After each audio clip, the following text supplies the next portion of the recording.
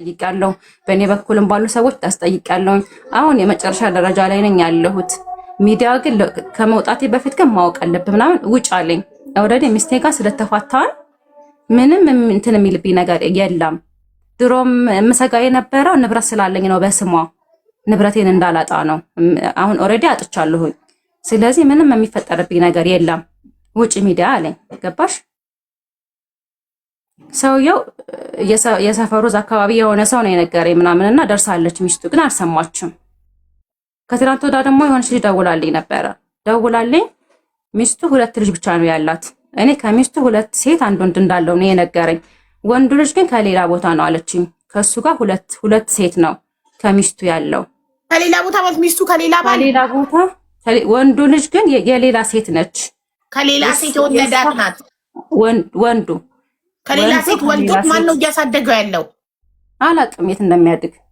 እኔ መሰለኝ የሚስቱ ማለት የሁለት ሴቶች ልጆቹ ወንድም ነው የመሰለኝ። ከሷ የወለደ ነው እኔ የመሰለኝ። ግን ከሌላ ሴት ነው የወለደው ተባልሽ? ከሌላ ሴት ነች። አዎ እንደዛ አለች። እሺ የቤቱን አድራሻ ሰጥተውሻል? የቤተሰቡን አድራሻ አካባቢው ምናምን ነግረውኛል። አዎ እና ደግሞ ምንድነው በህግ መጠየቅ ትችያለሽ።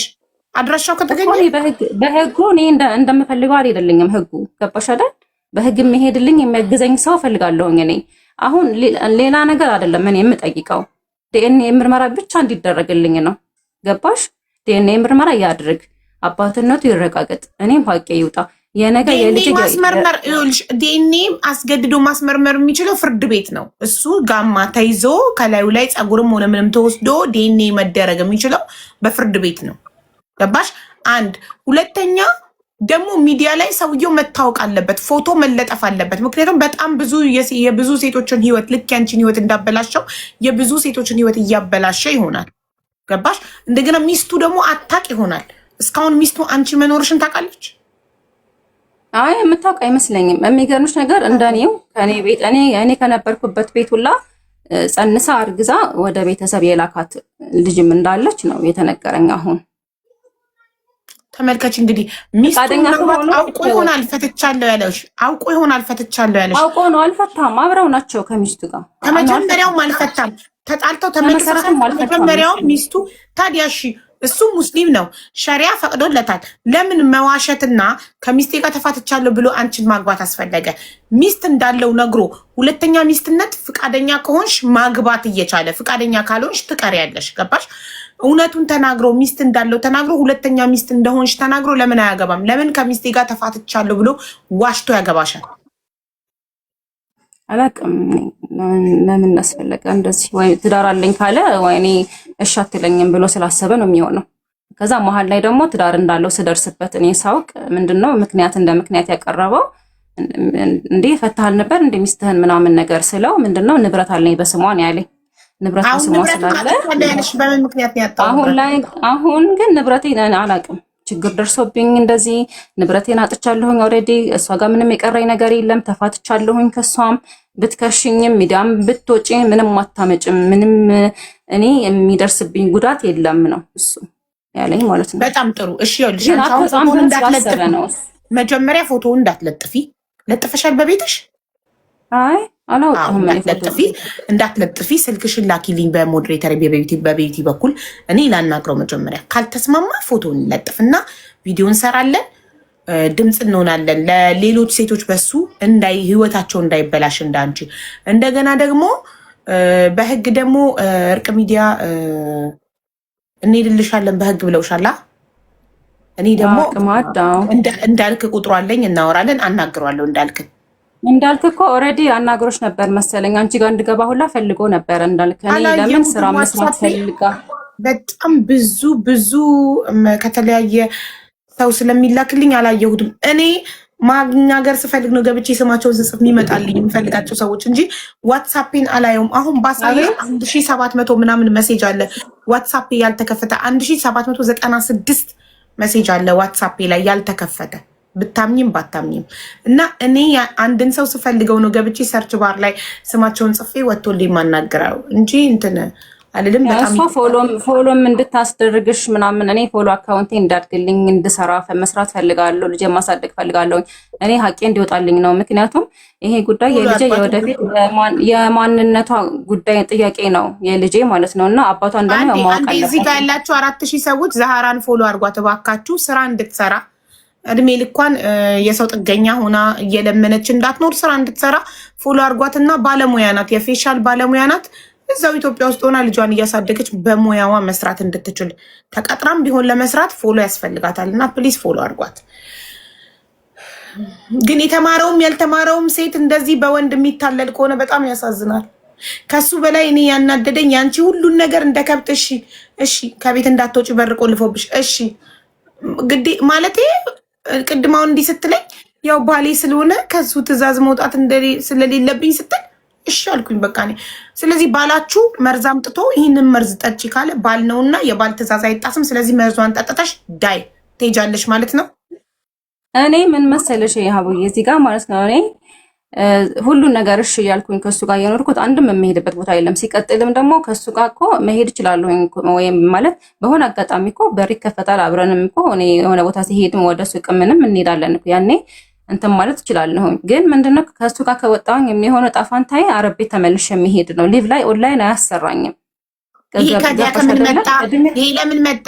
ስትሮንግ ስላልሆንሽ ገንዘብ ስለሌለሽ። ገንዘብ ያላት ሴት እንደዚህ በር ሲቆለፍባት እንደ ባሪያ በር ሲቆለፍባት ስልኳ ሲፈተሽ ይሄን አትገዥም ይሄን ብቻ እኔ ፈቀድኩልሽም ብቻ የምትባለው ገንዘብ የሌላት ሴት ነው። አንቺ ግን ሙያ አለሽ፣ ገንዘብ ነበረሽ አይደል? የሰራሽበት ገንዘብ እሱ ጋር ነበር ነው። ገንዘብ አምልሽ 5000 ሪያል አካባቢ 5000 ሪያል ታዲያ ለምን ሲባውነ ለምን ራስሽ ጋር አይሆንም? ለሆነ ጉዳይ ምናምን ፈልጎት ነበር የወሰደው በሰዓቱ ገባሽ? እኔ ያው ብዙም እንትን አላልኩም ነበረ። ያው ወርቅሜ ገዛልኝ ምንድነው ያው ወርቅ ገዝቼላታለሁ እንደዚህ አድርጌላት ላኳት ምናምን ለማለት እንዲያመቸው ነው።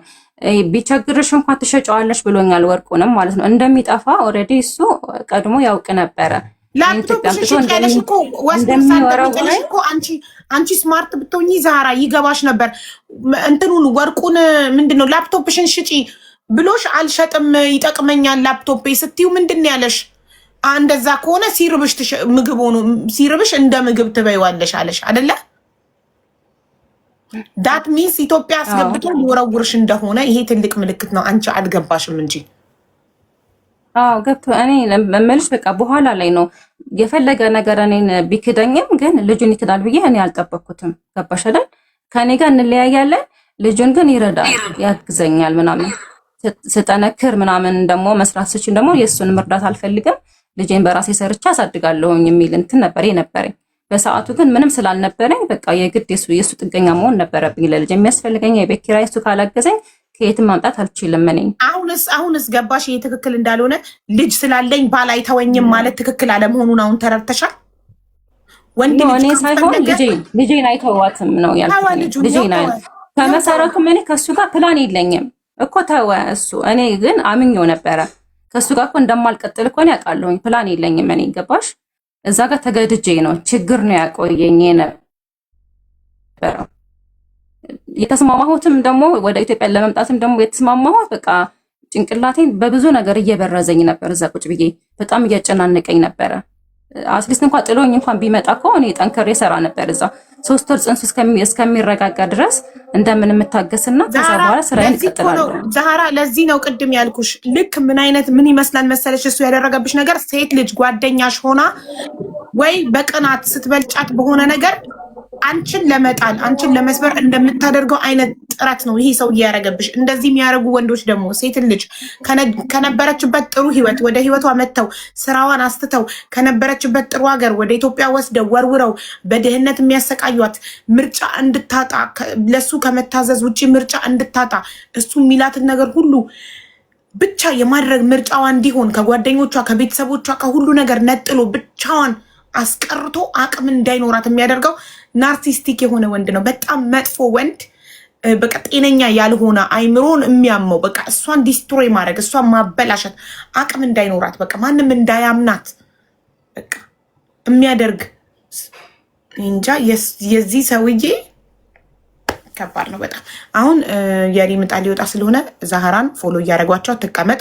ዛህራ ለቤቲ ቁጥርሽን ላኪ፣ ስልክ ቁጥርሽን። ከዛ ዋትሳፕ ላይ እናወራለን። እኔ እና አንቺ እንደነገርኩሽ አናግረውና ካልሆነ ግን እኔ ኃላፊነቱን ወስዳለሁ። ፎቶ ለጥፌ ቪዲዮ በመስራት ላንቺ አታስቢ እሺ። ሀቢባዬ እንዴት ነሽ? ደህና ነኝ። ቆይ አንዴ አለምዬ ሰምተሽኛል? ዛህራ እሺ ያለ ይስጥልኝ። በጣም ቤቲን አውቅሻታል? ሁሉ አድርጌ ልኬላታለሁ ሜሴጅ አሁን። አዎ ለቤቲ ላኪሽ። እሺ አላህ ይስጥልኝ። በጣም ነው የማመሰግነው። አላህ ያክብርሽ። አይዞሽ ቁጭ በይ እንዳትወጪ። ፎሎ ያድርጉሽ እሺማ። እሺ ፕሊዝ ጋይስ ፎሎ አድርጓት። ኢትዮጵያ ውስጥ ነው የምትኖረው። የደረሰባትን ታሪኳን ሰምታችኋል። ፎሎ አድርጓትና አትሊስት ሰርታ ልጇን እንድታሳድግ